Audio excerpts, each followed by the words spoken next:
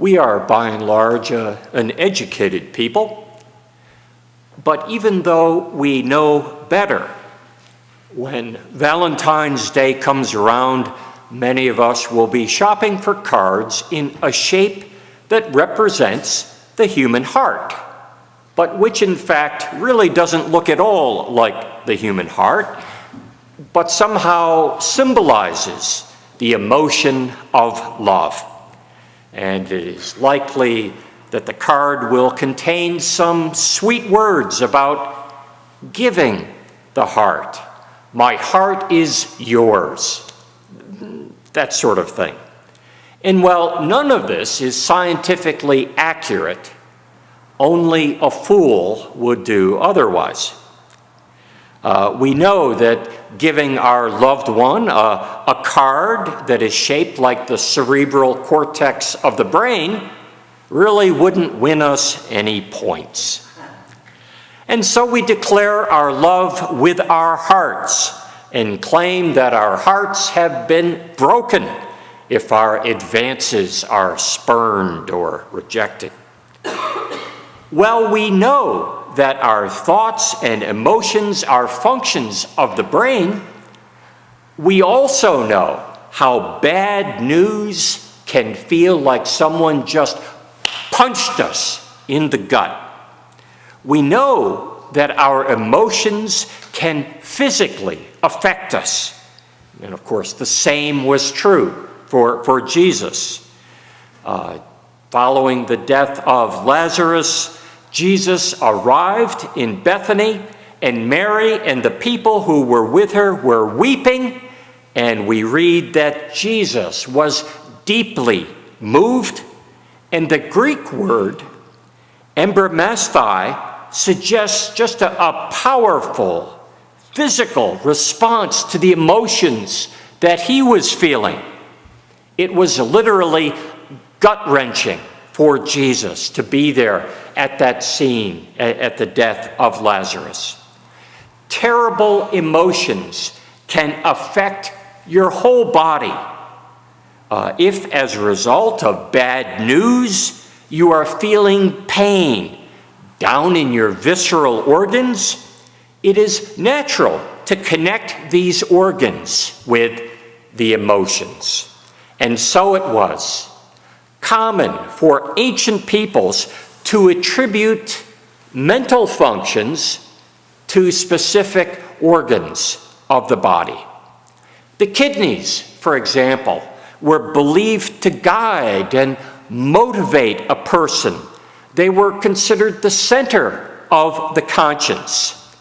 Now, in Revelation chapter 2, verse 23, if we were to go back to the original Greek, we would read that God searches a person's kidneys and their heart.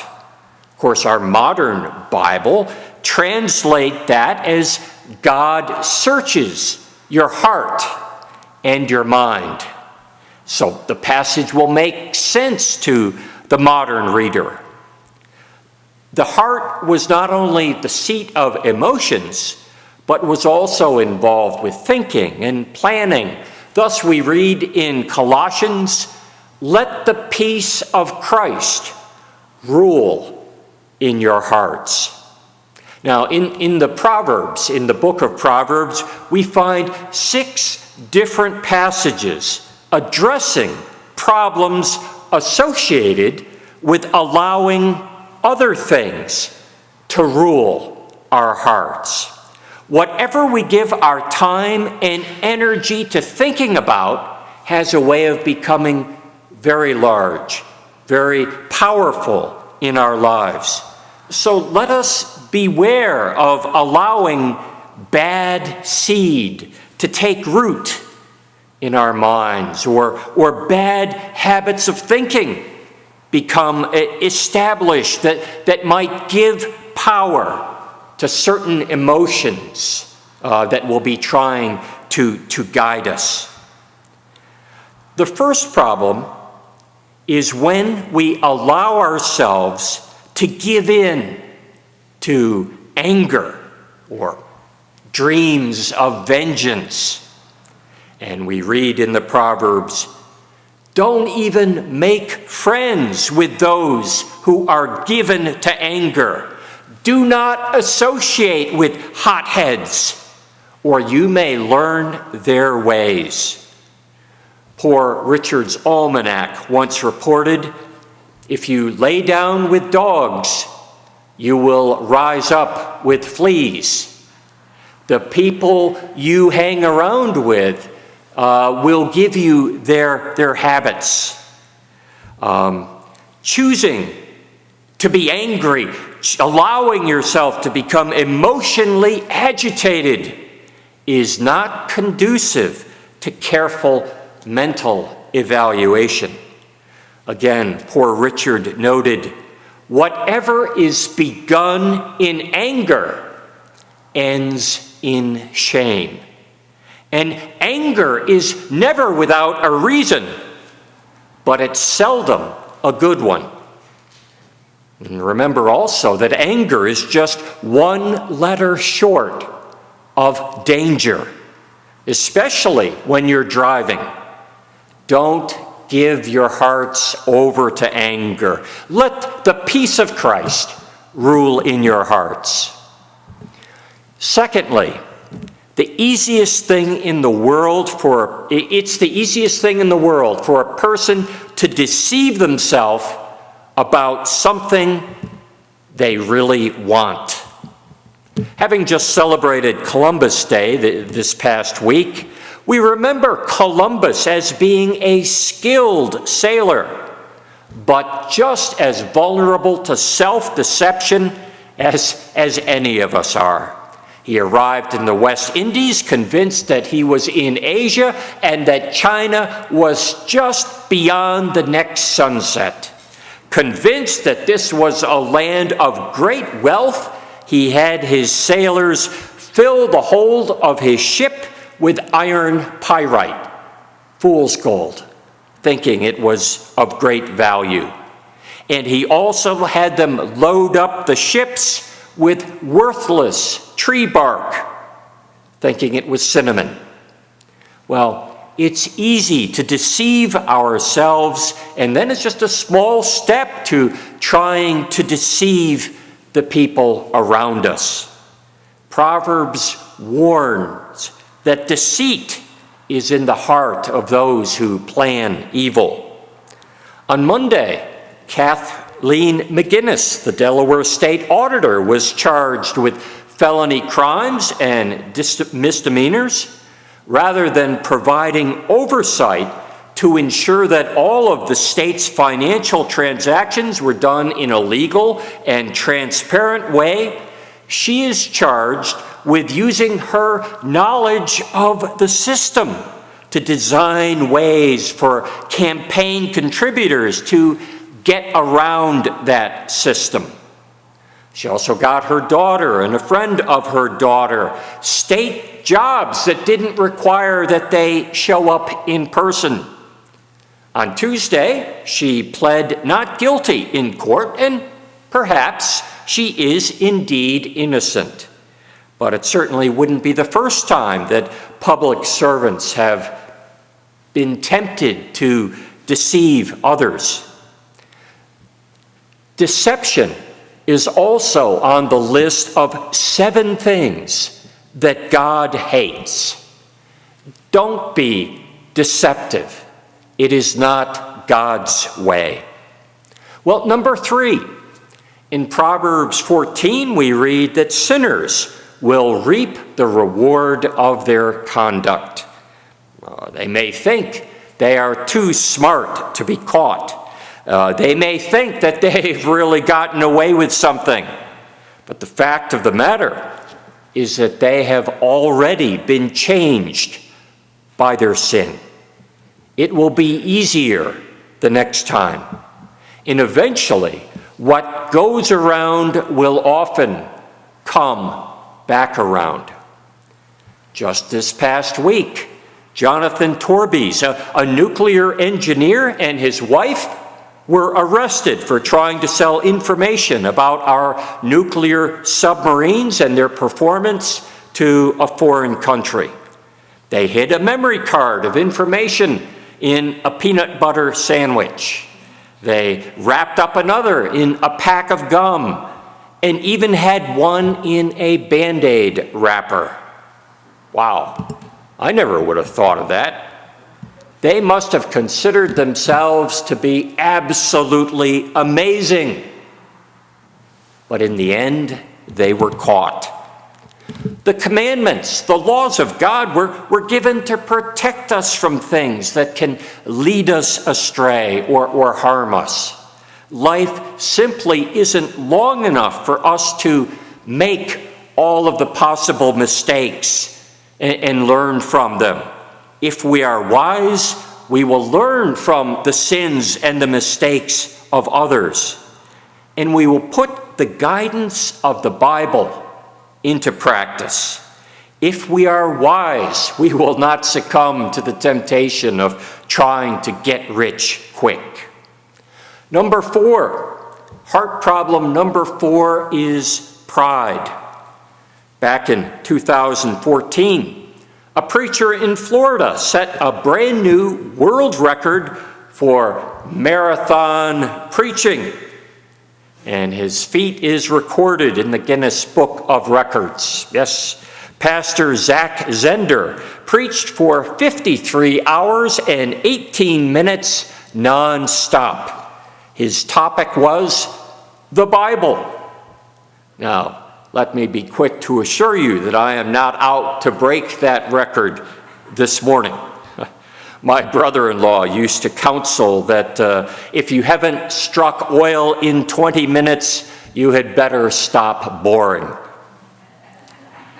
But if I were ever to attempt a marathon sermon, I think that, ironically enough, it would be on the subject of pride, simply because history is so full of examples of pride going before destruction, haughtiness before a fall. John Gruden was a football coach for the Las Vegas Raiders. The team moved to Las Vegas from LA in January of this past year, and as head coach, he is reported to have had a $100 million 10-year contract with the team. $100 million. I can scarcely comprehend such wealth. And I think it would be very difficult to remain grounded when you were that wealthy, that popular, that famous, that powerful. You might begin to believe that you were always right and that your opinion was the only one that really mattered. When you walked into a room, yours was the only voice that needed to be heard. Well, eventually a sheaf of his emails came to light, and they were described by league officials as being offensive and homophobic, misogynistic, and racist. And Coach Gruden abruptly resigned Monday night. The Proverbs warn us to keep our pride in check. Number 5, heart condition number 5 is to be anxious, worried, concerned. We read in the Proverbs that anxiety weighs down a human heart.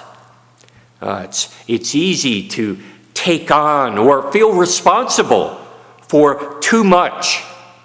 It's easy to just take on all the problems of the world if we're not careful. Back before going off to seminary, I remember looking over all the courses and credits that were required in the 3-year MDiv program. Honestly, I just felt overwhelmed by it all. This is going to take years. And it did take years. But taking it just one day at a time, and it all became possible. Jesus told us not to worry about tomorrow. Sufficient unto each day are the problems that day will bring. One summer when I was in seminary, I spent a lot of time rock climbing with groups of kids that we were working with.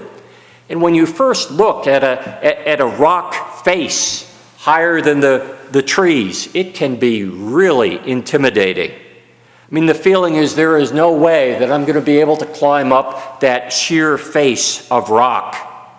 But when you get right up close to it and you study it, you begin to notice the little cracks and the holes and the bumps. And of course, you're wearing a helmet and you're wearing a roped harness, so nothing should happen to you if you slip. And bit by bit, you begin to see the opportunities. And all you have to do to master that portion of rock is take care of the little bit that is right in front of you. And inch by inch by inch, the climb is made. Yard by yard is too much to worry about. Yard by yard, life is hard. But inch by inch, life is a cinch.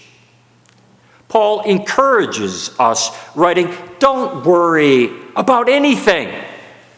Pray about everything.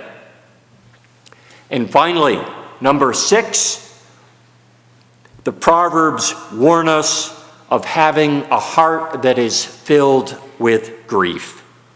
Like moth in clothing or worm in wood, sorrow gnaws at a human heart.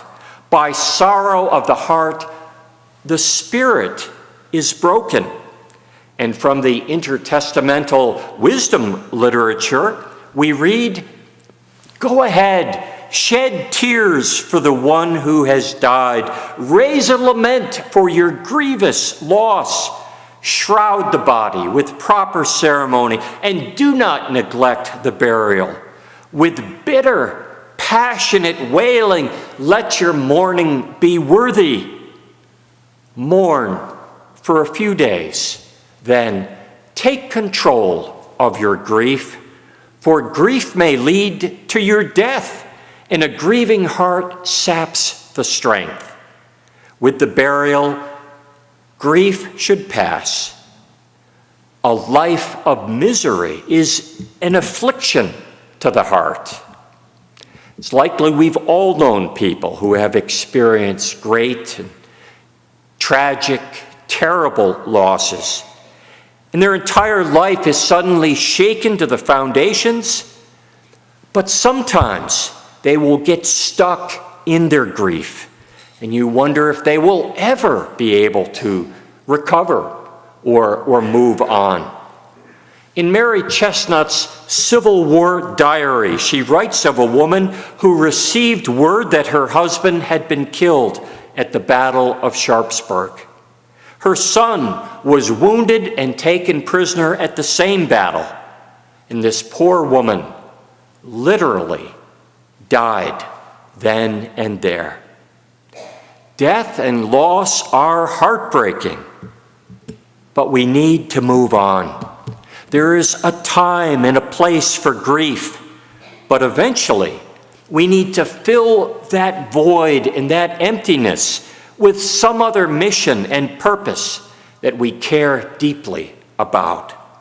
So Proverbs gives us 6 attitudes that we must not allow to dominate our minds or become habits of thinking. We must root these things out and clean house. Change requires our own commitment, and of course we pray for God's help and we seek the support of others in the process. You know, in Luke chapter 11, Jesus told about a demon or something bad that was driven out of a person's life. He said that their life was like a house that was swept and all cleaned up, but then it was left empty. So the demon came back with 7 others and reoccupied it.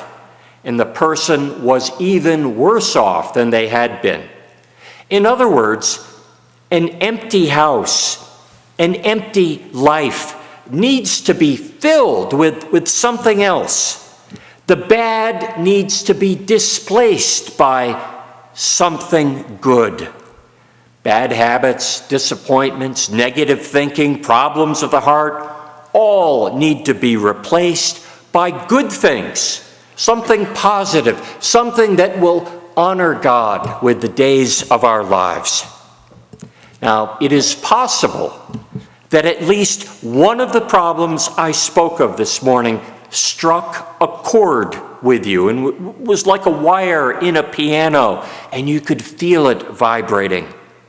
The question is, what are you going to do about it? What are you going to remove? What can you replace it with? Let's take just 60 seconds to consider the possibilities.